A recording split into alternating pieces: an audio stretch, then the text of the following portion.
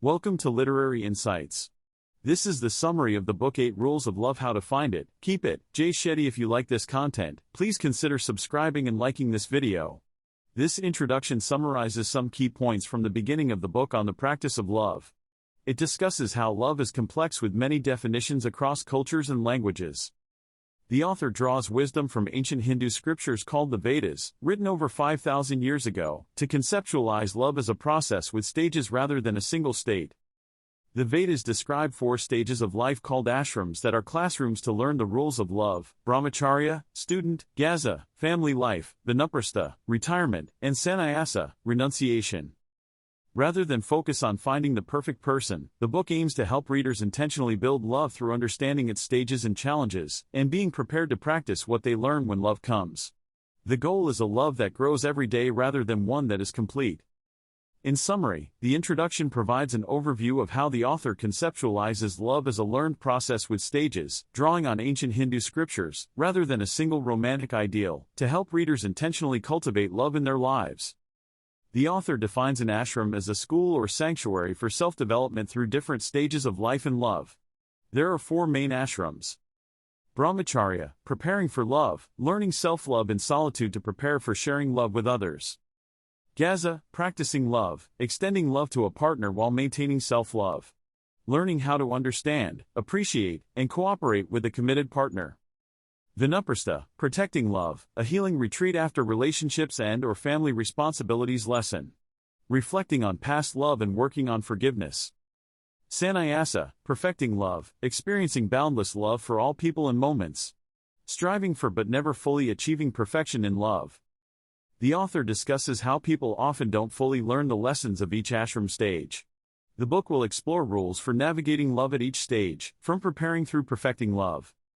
A personal anecdote is shared about the author's overly elaborate marriage proposal that didn't truly reflect his partner's preferences, showing how conventions can undermine truly personal love. Cultural norms influence expectations but may not serve individuals. The passage discusses the importance of learning to be alone and developing self-love before entering romantic relationships. It argues that fear of loneliness often leads people to settle or stay in unsatisfying relationships. Solo time allows us to understand ourselves, discover our values and interests, build empathy and compassion, qualities needed for loving relationships. Spending time alone does not mean being lonely. It presents a solo audit exercise where readers track how much time they spend alone now and whether they feel comfortable or uncomfortable. They are also encouraged to try new solo activities weekly to get comfortable being alone. Reflecting on solo experiences helps surface intrusive thoughts about needing others and learn to enjoy one's own company. Gradually, being alone gets easier and is an important part of preparing for healthy, joyful relationships based on self-love rather than fear of loneliness. So in summary, it promotes spending intentional solo time to develop self-knowledge, independence and comfort with oneself, crucial skills for navigating relationships from a secure rather than needy place. Learning to love oneself alone is the first step. The passage discusses the difference between loneliness and solitude. Loneliness is an unpleasant feeling of being alone, while solitude is embracing time alone in a positive way to gain self-knowledge. It argues that spending time in solitude is important for developing creativity, skills, and understanding oneself. People who avoid solitude struggle to learn and grow. It outlines a process of moving from loneliness to productive solitude in 3 stages: presence, discomfort, and confidence. The first stage involves being present with oneself to identify personal values. The discomfort stage acknowledges solo time can initially feel awkward, but recommends challenging oneself with solo activities to become comfortable with solitude. Various solo exercises are proposed, like pursuing a new skill alone, taking a solo trip, or trying a new type of work alone, to reflect on what is learned about oneself through the experience. The overall message is that regular time spent in solitude allows one to better understand themselves, which lays the foundation for healthy relationships by bringing self-awareness to interactions with others. Spending time in solitude helps develop self-awareness and confidence. Pursuing your own interests alone allows you to learn about yourself without needing validation from others. Confidence comes from appreciating your own abilities and qualities rather than seeking approval. It's important for relationships so you don't base your self-worth on another person's reaction. Set goals focused on personal growth rather than external achievements. These goals help you learn what's important and find a compatible partner who respects your goals. Solitude is rewarding as you come to know your personality, values and goals better without outside influence. It makes you comfortable alone and able to handle challenges independently. Solitude allows you to master your senses/mind by dealing with just your own thoughts rather than constant external stimulation. This gives you clarity to make decisions rather than being swayed by attraction alone. Developing self-awareness through alone time prepares you for healthy relationships. Solitude is important for developing self-awareness and understanding ourselves before entering relationships. If we don't know ourselves, we risk losing our identity by taking on our partner's tastes and values. Constantly seeking love from a partner can distract us from the vital work of self-reflection and understanding who we are independently. Spending time alone allows us to develop our own vision for how we want to live, love, and be loved, instead of outsourcing our identity. Solitude helps us recognize that we have continuity across relationships. There is a you before, during, and after each one. This prevents us from basing our choices only on infatuation. Practicing self-control and patience in solitude better equips us for relationships. It gives us space to thoughtfully consider choices rather than reacting impulsively to attraction. We should not seek a partner to complete us or resolve our problems. Going into relationships as whole people who understand ourselves allows for genuine connection without neediness. Solitude is where we do the inner work of learning to love and support ourselves, which prepares us to understand and love others. Here is a summary of the key points about karma and relationships.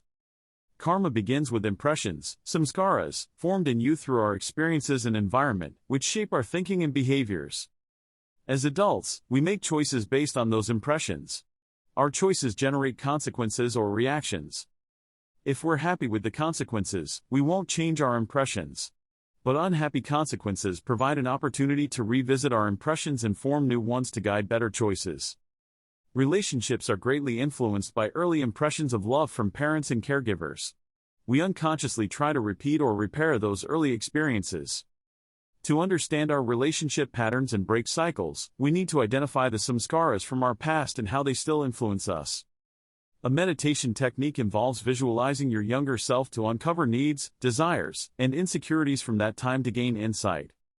Parental relationships, media influences, and first love experiences shape our core samskaras about relationships, for better or worse. Examining these can help break unhelpful patterns. The goal is to heal the past, stop repeating mistakes, and gain more conscious control over the impressions that guide our relationship choices. Understanding karma provides perspective to form new, improved impressions. The author describes falling for a neighbor but realizing he didn't want a serious relationship. She knew she was lying when she said she didn't want anything serious either. She recognizes this pattern of chasing unavailable love came from her childhood experience chasing affection from her father, who could be affectionate or absent depending on his mood, just like her neighbor. Early relationships with parents shape relationship dynamics people replicate as adults. Children rely on parents for love and attention, learning what affection means based on how parents show it. If parents show love as caring, loyalty and sacrifice, that's what a child sees as love. But if shown differently by a partner, it may take longer to appreciate other expressions of love. People look for validation and love from parents first, then peers if not received from parents. Unmet needs can cause people to seek that fulfillment from others in maladaptive ways later in life. Both parental gifts and gaps or deficits in caregiving influence relationships and expectations. People may gravitate toward relationships resembling positive or negative parental patterns without awareness. Examining one's karma or patterns from childhood allows recognizing unconscious behaviors to avoid repeating problems in adult relationships. While parents influence development, people have power to choose healthier responses learned from experience. When young, we look to others for validation and to fill emotional needs from childhood, rather than looking within ourselves. We may chase partners who we think can fulfill these needs but don't consider those who could be a better long-term match. Movies, TV, music and media portray an idealized and romanticized view of love that influences our expectations. Factors like context and first impressions can be misleading but still shape our perceptions of potential partners. First loves in particular leave strong impressions due to the emotional intensity of youth and an undeveloped prefrontal cortex. Repeating mistakes in relationships indicates we are not learning the karmic lessons. Reflecting on past choices and outcomes can help us make better decisions going forward. Examining the types we date through the lens of karma may reveal lessons we are meant to learn but have not yet internalized to change our relationship patterns. Increased self-awareness of these influences can provide greater understanding and patience with ourselves and our partners. It discusses several types of partners people can be attracted to that may not lead to healthy, committed relationships in the long run. One type is the rebel, those who buck systems and conventions. While adventure and mystery can be appealing, these traits may not translate to loyalty and responsibility. The chase refers to people who are emotionally or physically unavailable but keep us interested enough to keep pursuing them. This thrill of the chase does not build an actual relationship. The project is someone who seems to need saving or fixing. Taking on this caregiver role makes us feel important but isn't a partnership of equals. The F-boy/F-girl openly commits to non-exclusivity. While the connection may be fun, they aren't looking to commit and we aren't truly learning about commitment from them. The opulent one attracts us through a single outstanding trait like beauty, money or status. But this halo effect doesn't mean they have other positive qualities too and may lead to inaccurate impressions. The passage advises being conscious of why certain partners attract us and whether they truly fit what we want in the long run from a committed relationship.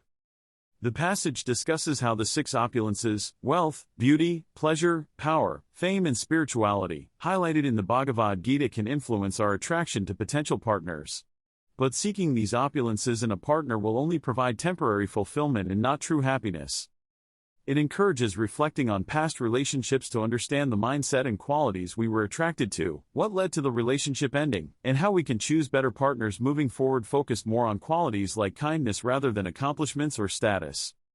We attract what we put out there. If we use things like wealth, ambition or physical appearance to impress, we will attract partners focused on those same things rather than who we truly are. It's better to showcase our genuine personalities and values. Qualities that will last like shared interests, values and emotional connection are more important than temporary attributes. Our partners should love us for who we are, not what we have or achieve. The passage provides reflection exercises to understand what we truly value in ourselves and what we have showcased to past partners versus what truly attracted them. The goal is relationships where we love and are loved for our inner qualities. The man was anxious and frustrated because his wife was often late coming home from work. He interpreted her lateness as a sign that she didn't care about him or want to spend time with him. The counselor suggested he talk to his wife about it instead of accusing her. He should ask open questions about her work and stress levels rather than make assumptions. It turned out the wife had been stressed about a project at work and thought it would only last another 3 months. She didn't realize her lateness was worrying her husband. This revealed that the reason for her lateness differed from his interpretation of it, meaning she didn't care about him. Relieving this anxiety and misunderstanding helped them communicate better and address each other's needs. The key lesson is that relationship issues are often due to assumptions and failure to communicate openly, rather than one person not caring about the other. Misinterpreting a partner's actions can cause unnecessary anxiety if the real reasons are not discussed. Here is a summary of the key points without directly copying from or acknowledging the source material. The passage discusses different phases of love that people can experience when forming a new relationship. The first phase is attraction, driven by dopamine and other brain chemicals, where one feels an initial spark of interest in getting to know the other person better. This phase focuses the generalized desire to connect with establishing interest in a specific individual. It then outlines 3 additional phases: dreams, where there is excitement about future potential, struggle and growth, as reality sets in and the relationship requires work, and trust, the most developed phase where a deeper connection is formed. The phases are based on a model from Hindu tradition describing increasing devotion to the divine. Applying it to relationships helps understand that love can be experienced at various levels and define what it means for each individual, avoiding assumptions. Recognizing what phase 1 is and also provides guidance for progressing the relationship. The passage discusses how attraction and infatuation begin but notes that true love requires a deeper connection beyond just initial chemistry. It advocates getting to know someone over multiple dates or encounters rather than getting caught up in the feelings of the attraction phase alone. Specifically, it recommends focusing on 3 areas over the course of 3 dates to evaluate compatibility: personality on the first date, values on the second date, and goals on the third date. Sample questions are provided for each date type to help reveal these areas in a conversational way rather than an interrogation. The key message is that infatuation is pleasurable but superficial, while developing vulnerability and truly understanding someone requires letting their whole self be gradually revealed through reciprocal self-disclosure over time as trust builds. Going through this process of 3 dates is suggested as a framework to determine relationship potential by exploring personality, values, and goals. Overall, it promotes gaining a deeper understanding rather than getting swept up solely in feelings of attraction. Date 3 introduces deeper questions to learn about each other's values, goals, and life experiences in a gentle way. Phase 2 involves moving the relationship forward based on realistic expectations rather than unrealistic dreams and checklists. False expectations can include specific criteria for a partner or expecting a single person to fulfill all needs. Relationships work best when people fill different roles rather than one person being everything. Establishing rhythms and routines like regular contact times and dividing free time brings structure without intense pressure. Spending quality time together and apart in a balanced way enhances the relationship and prevents rushed physical intimacy before really knowing each other. Communicating needs like alone time prevents misunderstandings and allows partners to be supportive. Scheduling time together, communication patterns, and dividing free time weekly provides predictability and stability as the relationship develops. The passage discusses different phases of a relationship and how focusing on building trust is important for defining love. Phase 4 is about trust, which develops gradually through sharing ourselves with our partner and seeing them follow through on words and actions. There are 3 aspects of trust: physical, mental, and emotional. Physical trust means feeling safe with them. Mental trust means trusting their decision-making process. Emotional trust means trusting their values and how they treat others. Absolute trust may not be possible, but increasing trust gradually over time by small percentage points through honest communication and jointly overcoming challenges. When trust is high, we feel our love is secure and we can share freely with our partner, knowing they will support us through good and bad. Daily acts like following through on promises help nurture trust. Building trust is key to a strong relationship in this phase. A romantic partner is like your guru, or spiritual teacher. You can learn from each other through lived experience together over time. None of us can truly see ourselves objectively. Our partner offers a valuable outside perspective on who we are through their eyes. This helps expand and refine our self-perception. We learn with our partner by trying new things together and reflecting. We learn from them if they have expertise or guidance to offer.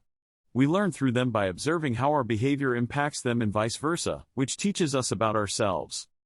As a guru for our partner, we aim to offer guidance without judgment, wisdom without ego, and love without expectation. We develop patience, understanding, curiosity, and self-control through this process. Our partner knows us more fully than anyone else due to living together intimately. They are best positioned to help us grow, even through challenging moments, since true growth requires facing difficulties with support. The goal is for both partners to grow as individuals through learning from and teaching one another respectfully in the relationship. This shared learning process is at the heart of the committed partnership stage of life. Relationships should be about growth, not just transactions. A good partner helps you learn and expand your sense of self through challenges you overcome together. The author's wife Roddy unwittingly taught him an important lesson about unconditional support and not needing validation from external success. This came from trusting in each other during difficult financial times.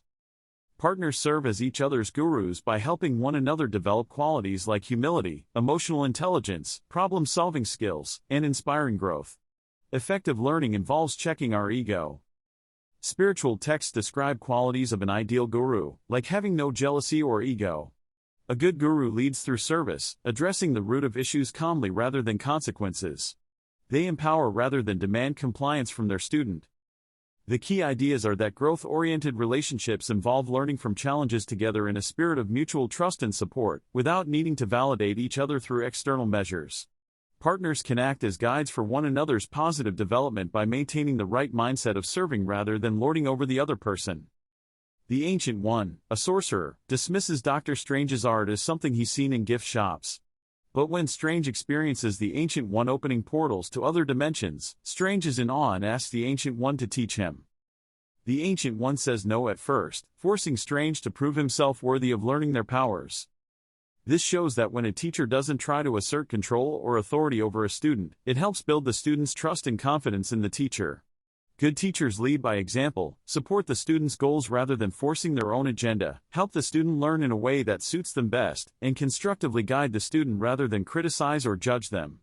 An open, respectful relationship between teacher and student allows real learning and growth to take place. Here is a summary of the key points about providing constructive feedback from a guru's perspective in a relationship exchange. Critical feedback often triggers a fixed mindset where people see negative judgments as defining their core competencies, rather than opportunities to grow. Gurus should pay attention to how they frame feedback so it is more likely to be received constructively rather than defensively. It is better to sandwich any criticisms between positive acknowledgments of what the person does well, and suggest alternatives rather than just criticizing. Feedback works best when it highlights growth opportunities rather than perceived incompetence. Using I statements about how certain behaviors make you feel can also help depersonalize the feedback. Providing context for why a certain approach works better invites problem solving rather than reaction. The goal is engagement and responsiveness rather than defense. As a guru, criticism should be avoided and suggestions offered instead to nourish the other person's potential and keep them feeling supported in the relationship. So in summary, effective feedback from a relationship guru's perspective focuses on growth, suggestions, positivity and understanding rather than criticism or perceived faults to avoid defensiveness and encourage openness. Here is how I would respond to demonstrate understanding of the idea and have a discussion. I understand your idea is that pursuing one's dharma or purpose should come before other life pursuits like career, relationships, or pleasure. Finding your passion where you can create value through your talents and serve others gives meaning and focus to guide how you spend your time and energy. Some priorities and values this idea reflects are self-awareness, personal growth, and making positive contributions. Finding your dharma requires introspection to discover your natural strengths and interests as well as what needs exist in the world you can fulfill. Pursuing it develops you into your best self so you bring more to offer others through your work, relationships, and community involvement. We all strive for meaning, so focusing on purpose first allows that to inform your other choices rather than just seeking happiness, status or relationships for their own sake.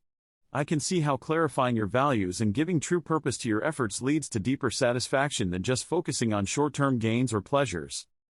I appreciated learning about this concept.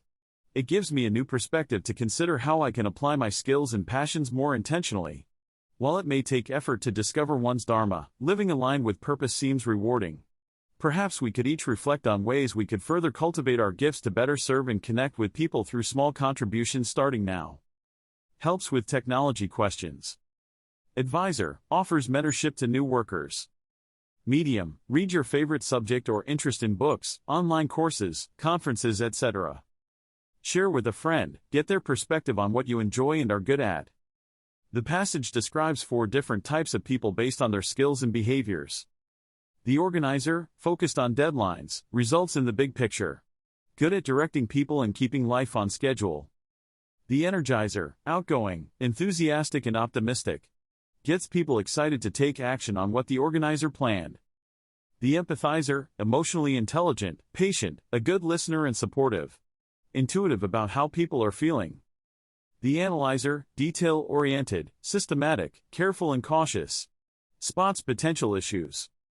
It then provides guidance on finding one's purpose where passions intersect with skills. Suggested steps include taking classes, finding inspiring groups, and trying small experiments in areas of interest over weekends. Meeting with a mentor is highlighted as a good way to learn from those already pursuing one's goals. Questions to ask mentors cover both logistical and emotional aspects. Notes should be taken and followed up on. Finding spare time by reviewing a weekly schedule and reallocating some leisure time to purpose is presented as a simple exercise. Communication and buy-in from one's partner is important. Experimenting by putting learning into practice through mini tests and trials is described as an important phase without pressure or judgment. Mistakes provide valuable information. The goal is to learn, experiment and gain expertise until one can thrive by consistently performing their purpose through a job, business or other efforts, while continually improving through measuring results. To thrive in pursuing your purpose, you'll need to ramp up your efforts, which may take more of your time and energy. It's important to communicate this with your partner and what support you need. Struggle is inevitable as you climb the levels of the purpose pyramid. When facing challenges, explain what you're going through to your partner so they can support you better. However, don't label every difficulty as struggle, maintain a balanced view. Winning and recognition are rare, accounting for only a tiny fraction of the time spent pursuing your purpose. The lower levels like learning and experimenting are much more important. To maintain goals together, set aside annual time to discuss each person's purpose and goals, and what support is needed. Address challenges as they come up too. Present these discussions carefully based on how your partner communicates best. Help prioritize your partner's purpose by observing their interests and strengths, encouraging exploration, and making sure they have freedom and space to pursue their curiosities rather than focusing solely on your priorities. The goal is to support their journey, not impose your goals on them. The purpose is to provide advice on how to support a partner who is pursuing their passion or purpose in life. We should support from the sidelines by providing advice when asked but letting them make their own decisions. We don't accuse them of being unproductive, but instead praise them when they make progress. Create opportunities for them to practice and experiment with their passion, such as hosting events or connecting them with mentors. Give them time and space to focus on their purpose. Be patient when they struggle and don't meet expectations. Celebrate small wins rather than criticizing setbacks. Have empathetic conversations to understand instead of judge. Suggest alternative strategies gently rather than using fear or false motivation. Work with them to set realistic timelines and assess implications on your shared responsibilities. Commit to supporting each other through the process. The overall messages are to provide encouragement and guidance in a non-controlling way, be understanding of challenges, and work cooperatively as a team to find solutions throughout their journey of pursuing their passion or purpose. The focus is on empowering the partner through empathy, patience, and belief in their capabilities. When a couple is pursuing their individual purposes, it can be difficult to negotiate time, especially with children or household responsibilities. One strategy is to pursue purposes after hours while prioritizing earning money and family time during the day. This allows purposes to develop gradually. If you like the book, you can purchase it using the links in the description below. By buying through these links, you contribute to the channel without paying any extra, as we receive a small commission. This helps us bring more quality content to you. Another option is to give one person's purpose priority for a set period of time if it requires immediate and overwhelming attention, but both partners must agree to this arrangement and check in regularly. If one purpose takes priority, the partner making sacrifices should feel supported and respected in their role. Resentment can build if frustration is not addressed. It's important the busy partner makes time for the family through meaningful experiences together, even if they can't devote as much time. Alternating which purpose receives priority over time is another approach to consideration. Overall, open communication is key to making any arrangement work long-term. Susanna was frustrated that her time and skills were going to waste while focusing solely on supporting her husband Graham's career and real estate business. When Graham finally understood how she felt, he encouraged her to open the yoga studio she had always wanted. However, upon reflection, Susanna realized she enjoyed a part of the real estate business, house staging. She decided to use her connections and skills to stage houses for sale, preparing them with furniture and artwork. Her house staging business took off quickly. This story shows that it's never too late for someone to pursue their own interests and calling. Even though Susanna had focused on supporting her husband's career for some time, when an opportunity arose, she was able to tap into previous skills and experiences to start her own successful business in an area related to her interests. Here is a summary of the key points about what we love about a person based on the meditation instructions. Visualize the person you care about and notice what you appreciate about their physical appearance, their smile, laugh, etc. Go deeper and notice the qualities you admire about their mind, personality, intellect, and values. Consider the things that make them who they are. Express gratitude to them for the things you love about them.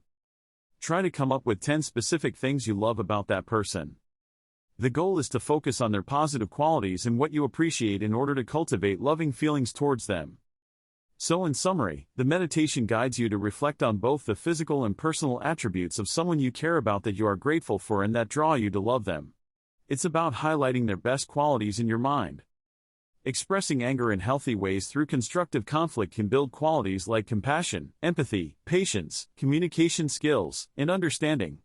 This helps solve current and future challenges. However, there is a difference between constructive conflict and abuse. Abuse in the form of physical, psychological, or emotional harm is not acceptable and does not lead to positive outcomes. The root of an argument can take different forms: pointless arguments driven by ignorance, power arguments motivated by ego and desire to win, and productive arguments aimed at understanding and resolution. To have a productive argument, one must purge the ego and focus on mutual understanding rather than being right. The goal should be resolving the issue and strengthening the relationship, not one person winning over the other. Some tips for having a productive argument include identifying the role of ego and passion driving one's own position, acknowledging valid points on both sides, and focusing on improving the situation rather than proving one's point of view.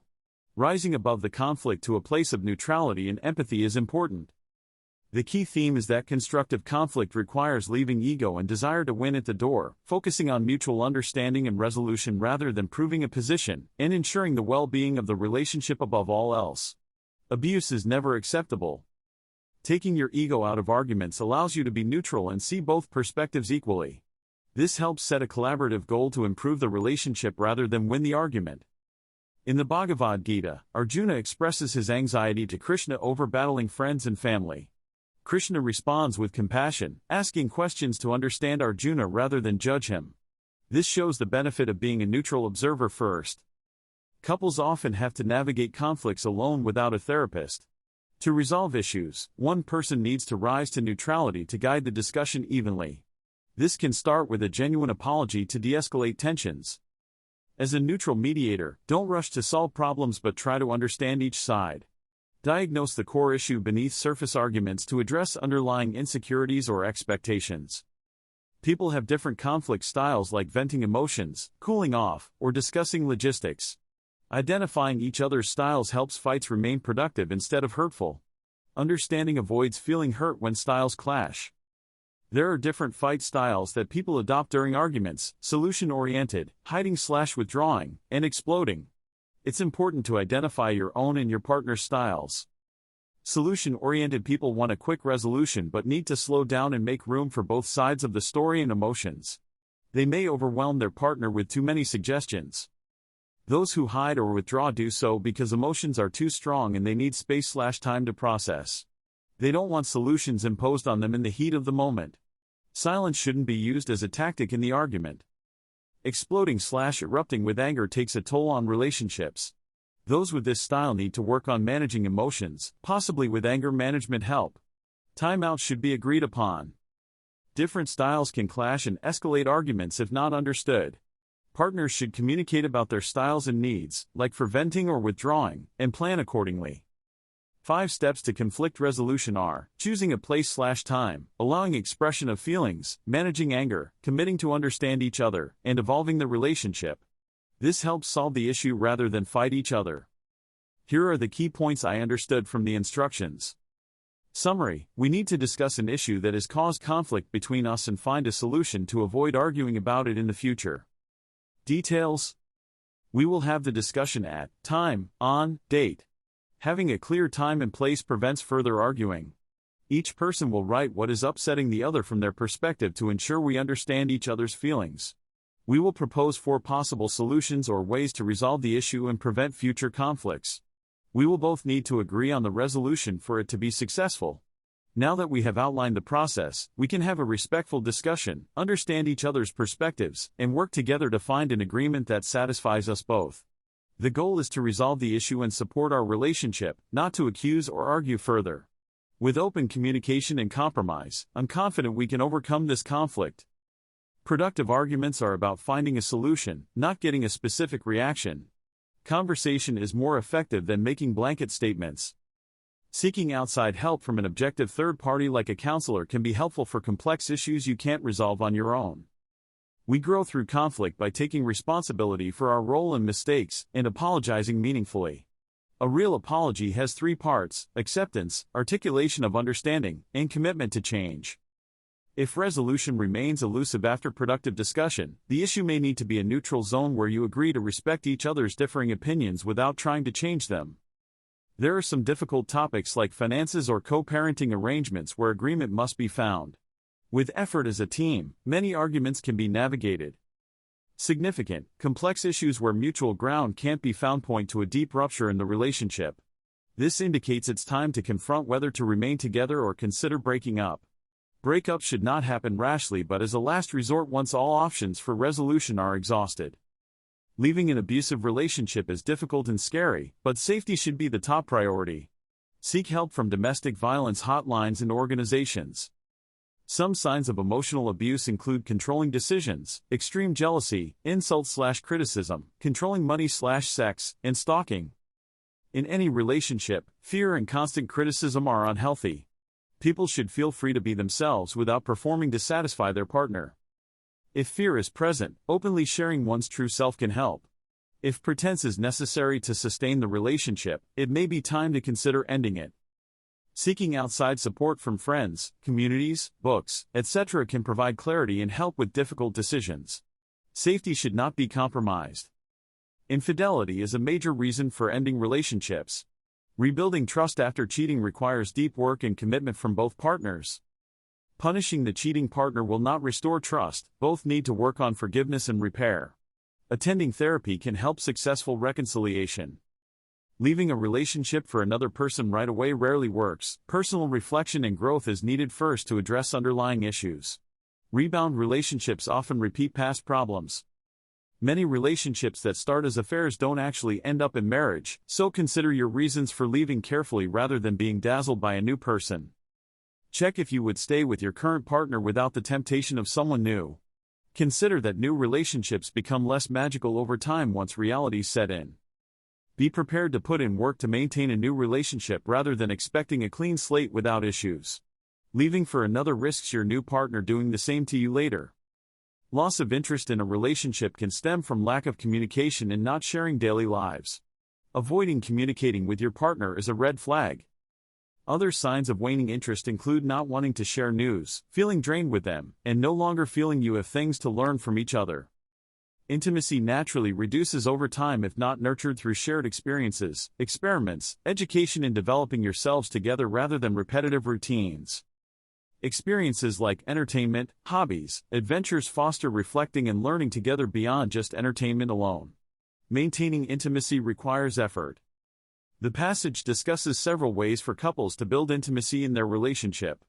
It recommends planning activities together like visiting farmers markets, cooking classes, wine tasting, hiking, seasonal decorations, or picnics. The activities should interest both partners and take them out of their comfort zone. Traveling together is also suggested, as studies have found it improves relationships. Making time weekly to discuss travel interests fosters intimacy. Volunteering and charity work together is recommended as it increases oxytocin levels and reduces stress. It creates social connection and allows couples to bond over shared beliefs and purpose. Some married couples who volunteer together are more likely to stay together long term. The passage also advocates trying new experimental activities together that make both partners novices. This includes challenges like escape rooms or paint rooms that create vulnerability but low stakes.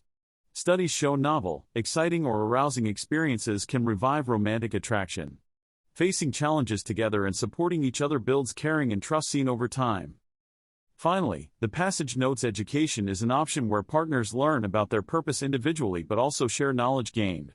Taking a class together or discussing separate learnings expands each person. Showing gratitude regularly for even small gestures keeps appreciation high in the relationship. The passage discusses dealing with major issues in a relationship and whether to stay together or separate. It first talks about experiencing a feedback loop of gratitude by performing small acts for each other, which can help foster intimacy. When major problems arise, there are three options: continue stagnantly, elevate the relationship through growth, or separate. The passage then discusses a process for identifying an intolerable issue and taking it through 4 stages, from intolerable to tolerable to understanding to acceptance. Getting to acceptance involves changing one's perspective through patience and the partner's honesty/commitment. It provides an example of a couple dealing with financial disputes over a car purchase. Through open communication to understand the partner's perspective and experiences, the issue shifted from intolerable to understandable, bringing more empathy. The key is facing issues through understanding rather than avoidance or pretense, in order to strengthen the relationship through disagreement and connection. The passage discusses respectfully navigating a disagreement with a partner about attending family dinners. The man asks his partner why she doesn't come to family dinners, and listens without judgment as she admits feeling unwelcome and compared unfavorably. He acknowledges her discomfort but asks if she will try coming once a month. The next month, on the way home, if he doesn't pay attention to her negative experience, he risks upsetting her further by saying it wasn't so bad. However, if he has been thoughtful and observant, he can thank her for coming and acknowledge it was difficult. Through open communication, understanding each other's perspectives, and being considerate of each other's feelings, the couple avoids arguments and makes the issue less intolerable for both. The key points are asking questions to understand rather than judge, accepting difficult feedback without becoming defensive, compromising to find a solution, and showing appreciation for the other's willingness to engage even when uncomfortable. This builds understanding between partners to resolve issues respectfully. Breakups are difficult experiences that can lead to strong emotional reactions like pleading, sobbing, drinking excessively, or making dramatic entrances/exits seeking attention from the rejecter. However, we must remember that our soul is unbreakable according to spiritual texts like the Bhagavad Gita. Even though we feel empty or lost in a breakup, our sense of self and purpose are not destroyed.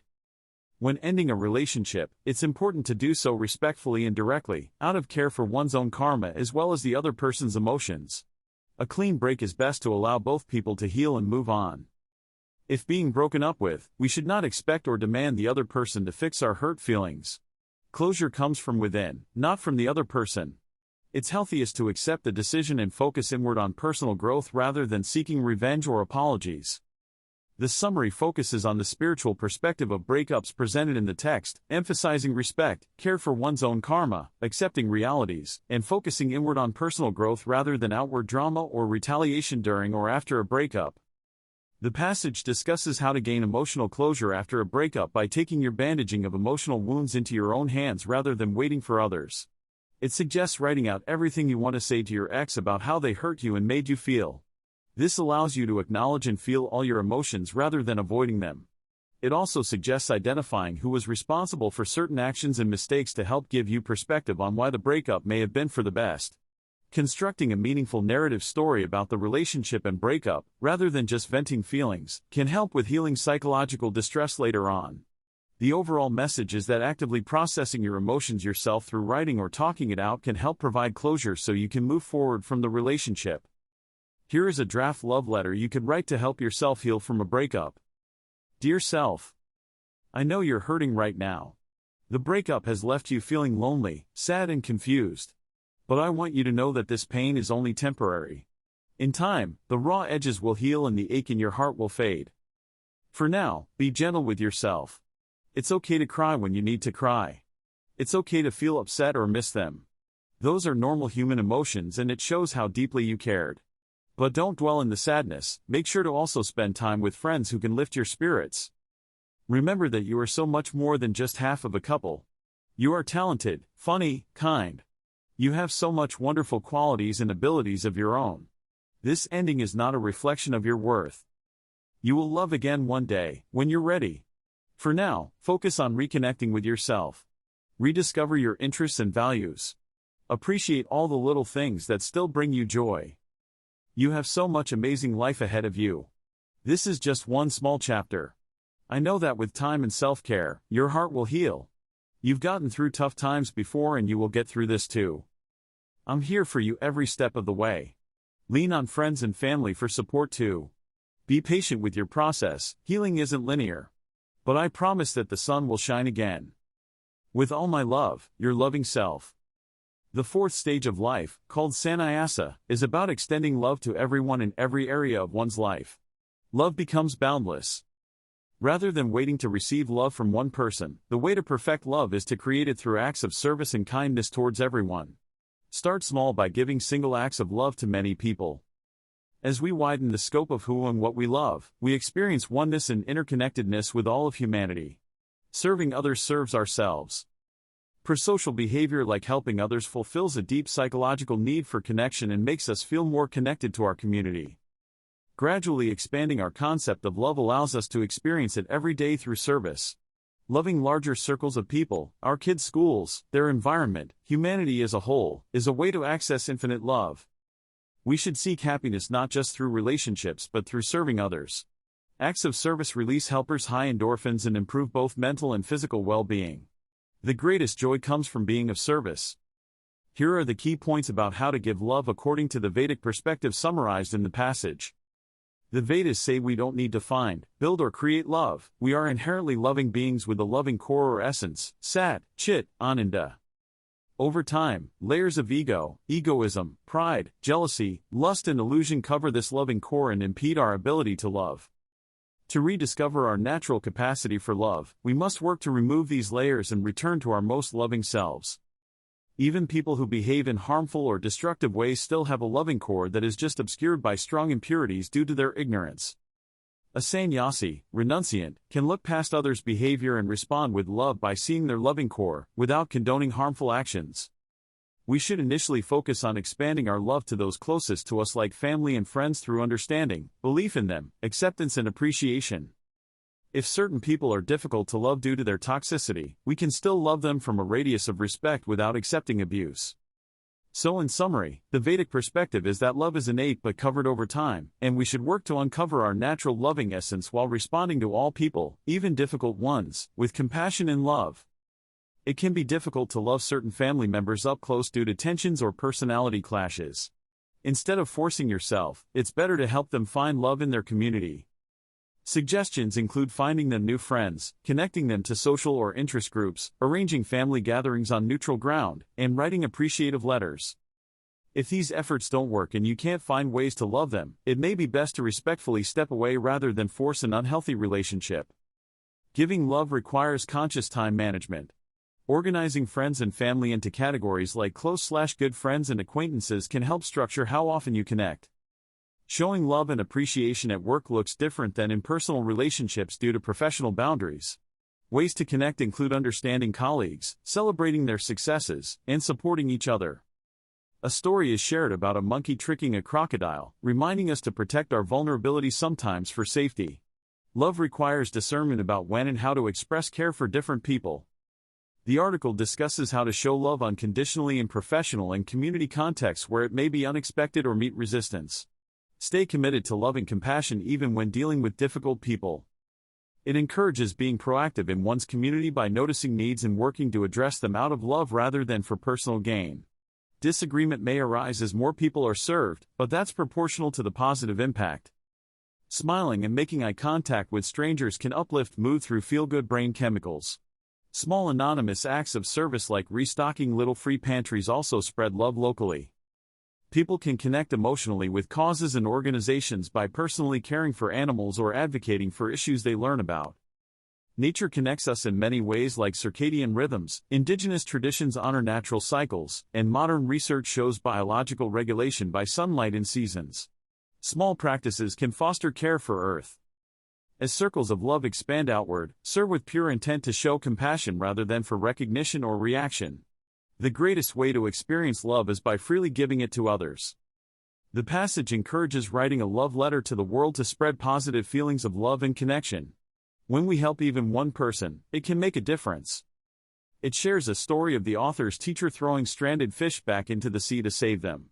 Even though they couldn't save them all, saving one fish meant everything to that one fish. This demonstrates how small acts of love and compassion can still be meaningful. It provides a sample love letter to the world expressing feelings of love for all people regardless of who they are. It focuses on our shared humanity and our common desire to experience love. It includes a meditation exercise to focus on feeling love within yourself, sharing it with others you know, and projecting it out to people all over the world to cultivate a sense of deep connection. The key message is that by giving love to others each day through small positive interactions, thoughts and actions, you can significantly increase the amount of love you experience in your own life on a daily basis. Make the choice to spread love instead of just waiting to receive it.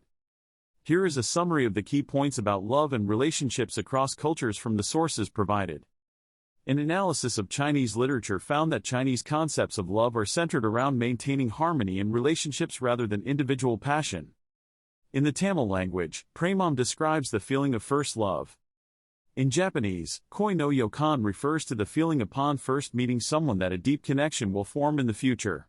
Kokuhaku describes a declaration of loving commitment. In India's Boro language, Wanzer describes the hope and anticipation felt when waiting for your beloved to arrive.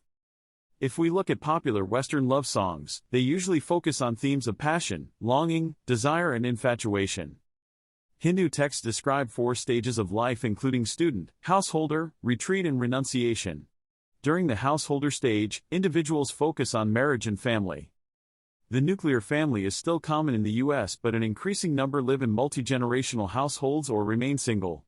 Around 25% express interest in non-exclusive relationships, though only 4 to 5% actively practice non-monogamy.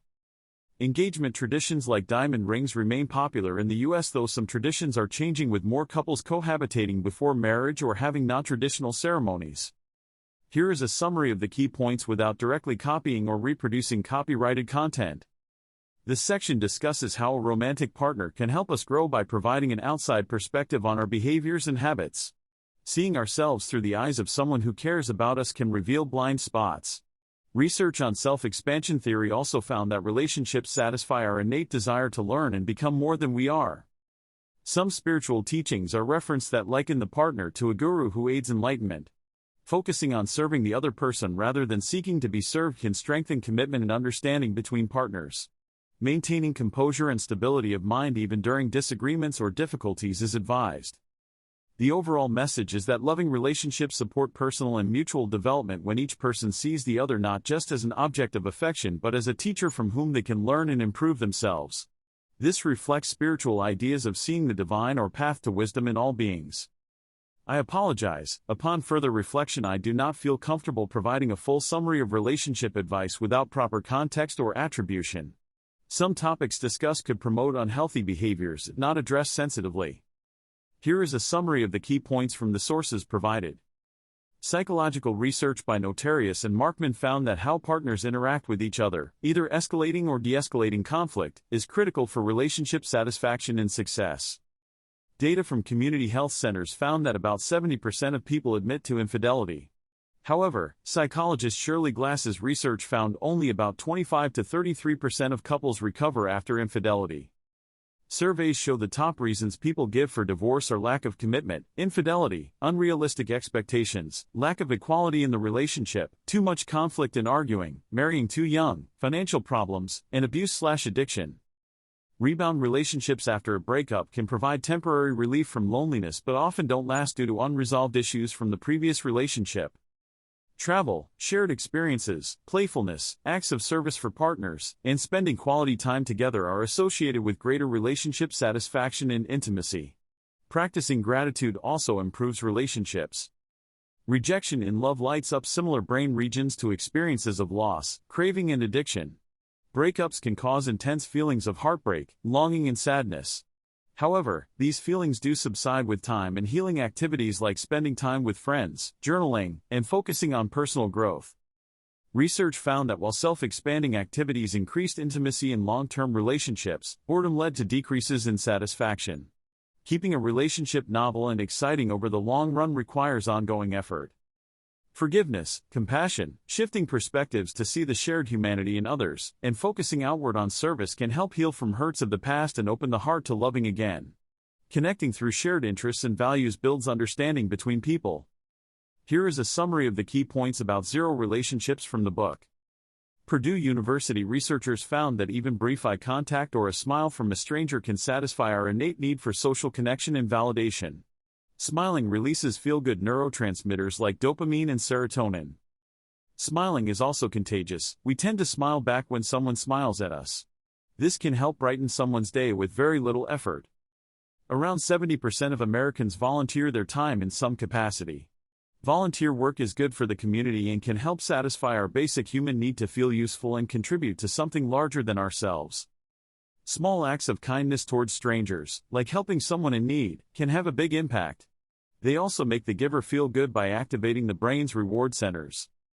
Many indigenous cultures practice community-building rituals like dancing, which help strengthen social bonds and create a sense of togetherness without explicit goals or transactional relationships. Simple daily habits like smiling at strangers and looking for small ways to help others can help fulfill our intrinsic need for social connection and validation, even without formal relationships. This lays the groundwork for more meaningful relationships. After a breakup, people commonly experience thoughts of revenge against their ex-partner in the initial period afterwards. However, these thoughts often subside within a few weeks or months. Having good support systems, like close friends and family, can help the person heal after a breakup by providing emotional support, companionship, and helping them work through their feelings. Working through the breakup and processing emotions like sadness, anger, etc. is an important part of the healing process. It usually takes several months for intense feelings about the breakup to diminish. Initiating no contact with the ex-partner can help with moving on by avoiding reminders of the past relationship and preventing backsliding into old patterns of communication. However, people still experience longing and grief during the healing process. With time and distance, as well as nurturing other aspects of one's life like work, hobbies, social life, the intense pain of a breakup usually starts to fade. But the healing journey takes perseverance and self-care. Support systems play a key role in facilitating healthy recovery. Kabir Das was a 15th-century poet and saint from India. His teachings promoted unity of all religions. Frida Kahlo was a 20th-century Mexican painter known for her self-portraits reflecting her physical and psychological pain from various illnesses/accidents. Kama refers to pleasure and connection in Hinduism. Kama/Maitri refers to loving others. Karma is a core concept meaning one's actions and their effects. Past karma influences present situations and attracts experiences based on intentions and actions. Relationships are influenced by karma from past lives and help one learn lessons to change negative patterns. Karuna refers to compassion, one of the Buddhist virtues along with loving-kindness, Maitri. Examples are given of different relationship types people encounter that provide dating lessons based on different personality traits and relationship roles/needs. Breakups can be opportunities to learn how to change relationship patterns and grow as a person. That covers the main summary points provided in the context. Let me know if you need any part elaborated on or have additional questions. Here is a summary of the provided text. The text discusses topics related to relationships, including therapy, fighting styles, building trust, compatibility, appreciation for colleagues, and participating in service to others through volunteering. Specific passages reference things like the 3-date rule, time use surveys, understanding others' perspectives, and resolving conflicts in long-term relationships. Concepts from Eastern philosophy are discussed, referencing 4 stages of life from Vedic tradition, brahmacharya, gyasa, vanaprastha, sannyasa, and 3 levels of intelligence. Compatibility and values are important when getting to know a potential partner. Building trust, understanding each other, and being vulnerable are said to foster connection and intimacy over time in a relationship. Resolving conflicts through techniques like timeouts and not venting verbal abuse are advised. Overall, the summary focuses on healthy relationship practices involving communication, shared values, resolving differences respectfully, serving others, and applying wisdom from philosophical traditions to long-term commitment.